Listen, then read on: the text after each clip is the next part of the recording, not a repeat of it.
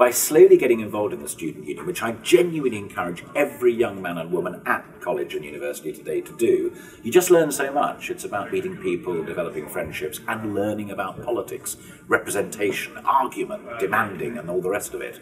I think the main kind of point where I thought I'm going to run for president was when I realised I love Bournemouth, I love the university, I love the atmosphere, I love the way in which people were, I suppose, the energy, the community, the feeling of being by the beach as well. And I just felt really passionate about it as a university, as a product, and wanted to be more involved in the students' and life there. Would I change any of it? Not a jot.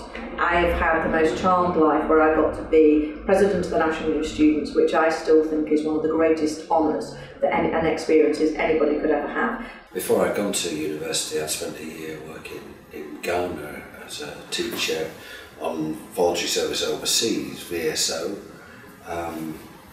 So I had an interest in development issues and world poverty issues and so on. And the student union was the place where you could begin to, explore some of those wider issues about what's going on in the world. Most precious memory. I think it's the sense of comradeship with a large number of people who I really, really enjoyed working with and I learned a lot from. These were both fellow students on the National Executive of the party. There were people elsewhere involved in politics more generally and people who worked for the organisation. And there was a tremendous sense of teamwork, which is quite unusual, I think, in any working environment. I have a precious memory of absolutely everything that happened. It was a time of revolution, it was a time of direct action, and it was a time of fantastic camaraderie and wonderful fistfights. I was a non-political being when I entered NUS. I was a highly political being when I left. I had enormous experience in NUS because I was the first full-time paid president, elected, but I moved into NUS headquarters in Ensley Street as chief executive officer, in effect. I had to administer the union.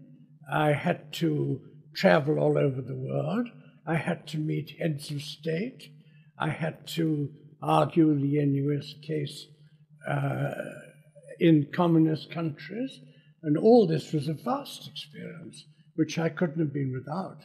The diversity of talent in the NUS is just amazing. I mean, if you go to an NUS conference, speeches range from incredibly humorous to the incredibly boring, to the local, to the global. So you meet lots and lots of people.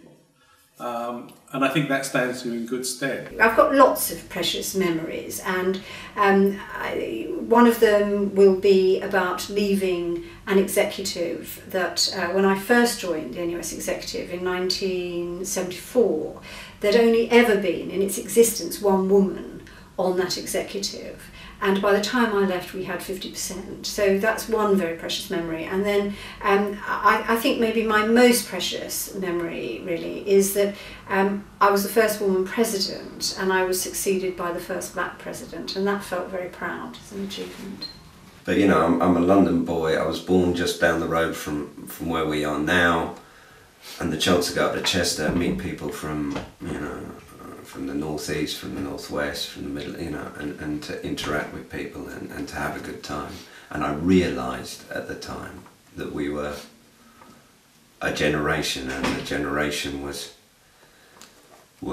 having fun and doing good.